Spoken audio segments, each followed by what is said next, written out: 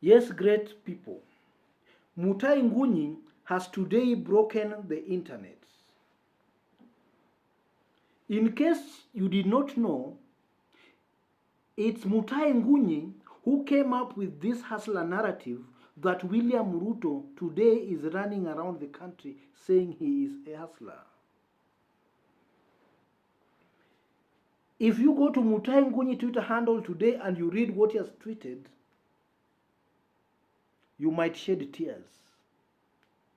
Mutai Ngunyi has revealed exactly why he came up with that narrative of the hustler nation. And I will explain to you that here today. Before I explain that, let me tell you something in case you never knew. Do you know that Kikuyus and Kalenjins have ruled this nation for about 60 years? 60 good years, two communities rotating power between themselves. Jomo Kenyatta assumed power from 1963 to 1978.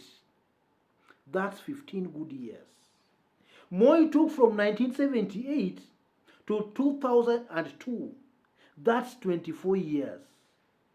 Kibaki took from 2002 to 2012. That's 10 years. Then Uhuru took from 2013 to most probably 2022. That's another 10 years. Total, it adds to about 50. In total, these two communities have ruled this country for 59 years. 59 years and some months. That brings it to about 60 years. That's what we call ethnic domination. In case you never knew, that's what we call ethnic domination. And Mutai Ngunyi in his Twitter handle today has revealed everything. He has revealed everything. And in case you don't know, it's Mutai Ngunyi who came up with what we call the tyranny of numbers. The tyranny of numbers was meant to hoodwink the Kenyans that Jubilee was already ahead in the 2013 race. So it made it very easy for them to rig themselves in through that propaganda of tyranny of numbers. That was when they were still together in those heydays, when they were tuko pamoja. So ladies and gentlemen, a Kenyan in Nigeria is the same. A Nigerian is a human being just like a Kenyan. And what a Nigerian feels is what a Kenyan will feel. And it's what a person in Tanzania will feel. We have nations where they have gone through what we are going through now. And the results were catastrophic. In Nigeria, the people had to rise up and reject the Igbo domination.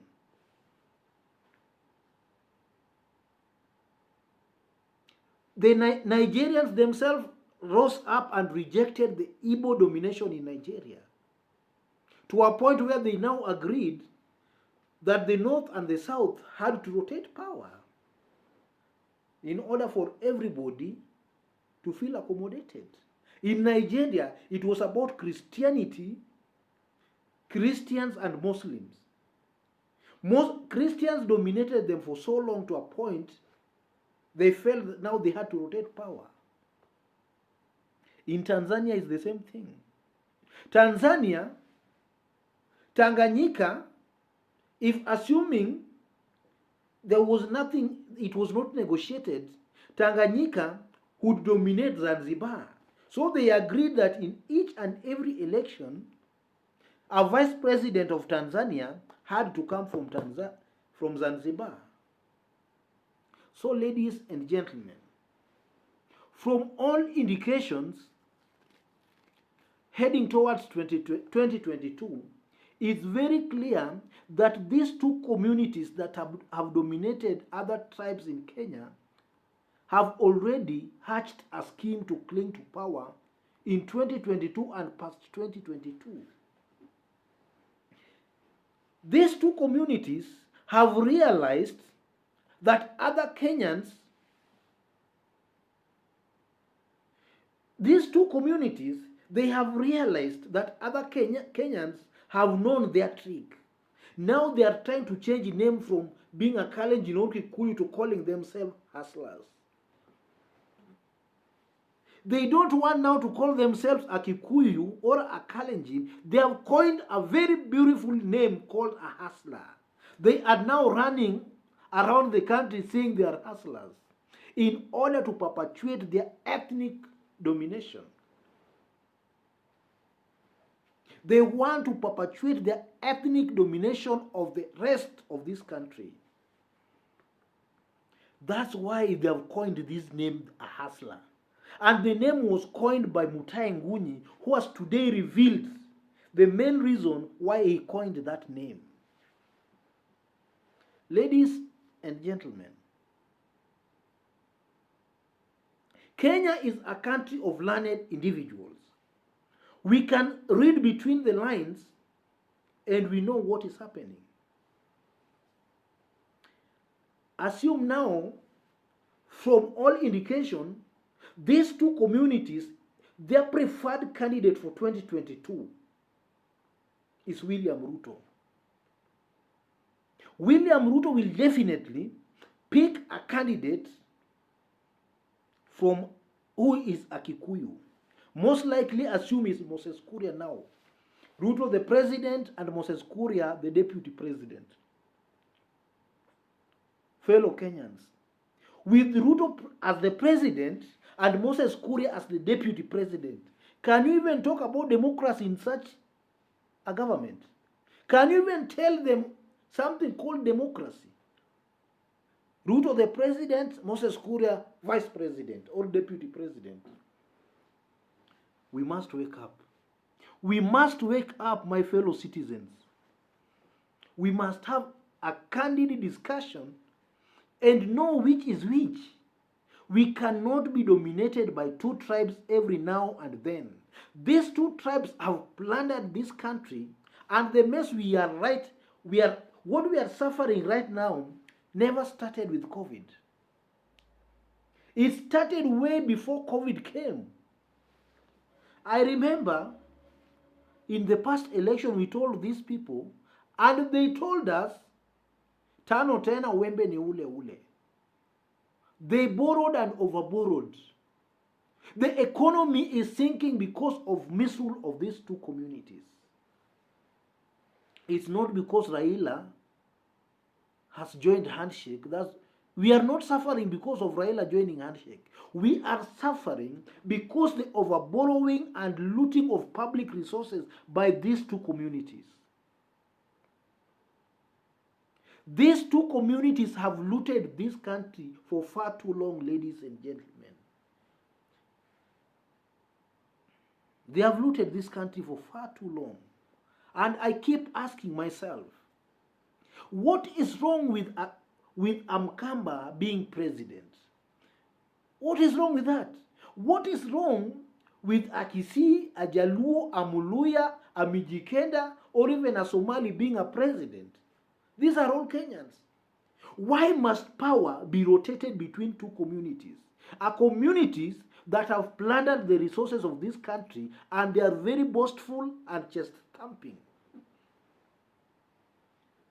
Ladies and gentlemen, we must analyze things diligently. We should not allow ourselves to be hoodwinked and be whitewashed into believing that these people are hustlers. These people are running away from the truth. They know Kenyans have started realizing that they are dominating them. So they are trying to coin a different name in the name of a hustler. This hustler narrative is just meant to cheat you and me into forgetting about the ethnic domination of these two communities. Mutai Nguni, in his Twitter handle, has proposed a very interesting formula. He has said that no two communities, he was trying to propose something like that. No two communities should assume power consecutively for 16 years. That's what he's trying to propose, if you read his Twitter handle today very well. Let me tell you, ladies and gentlemen, if we don't rise up and reject this ethnic domination, these two communities are going to rule us for the next 100 years. So far, they have ruled us for 60 years. And you are seeing how bad the economy is doing. They have ruled us for 60 years, and you are seeing how bad the economy is doing. And they plan to continue this misrule for the next 100 years. Because from all indication, 2022, the Kikuyus will most likely, according to their mathematics, support a Kalenjin presidency. The Kalenjin will pick a Kikuyu as his running mate, so that when the Kalenjin leaves, the Kikuyu takes over. And then the Kikuyu, in order to get the Kalenjin vote, will take a Kalenjin running mate. And this thing will continue in circles. So, ladies and gentlemen, we must ask ourselves as a nation, what is wrong with other communities ruling this nation? Are we not part and parcel of this country? Are we not part and parcel of Kenya? This is the discussion we must have. And this is a discussion that we must stand firm, and we must have this discussion. Even if it's a matter of me, myself, volunteering to walk in this town carrying placards written no to a Kikuyu presidency, no to a Kalenjin presidency, I shall do that. Because what is happening in this country is now far too much. This is what we call ethnic domination. And in case you didn't know, let me tell you something. William Ruto, this man calling himself a hustler, William Ruto, since independence, ladies and gentlemen, there is no public or government official who has been mentioned in numerous scandals like this one here. And then you want to give this one power. You want to give this one power. Since independence, no public official has been mentioned in corruption scandals more than this man. Now look at the people surrounding this man. The likes of Chumba Murkomen and the Moses Kuria and the Kimani Chungwas. Look at how boastful they are. Right now, Ruto is not even the president. But these people are so arrogant and talking as if now Ruto is the president, my friends. They are talking with so much arrogance and so much confidence that you can think we have voted and Ruto is the president. Ladies and gentlemen, we must think outside the box.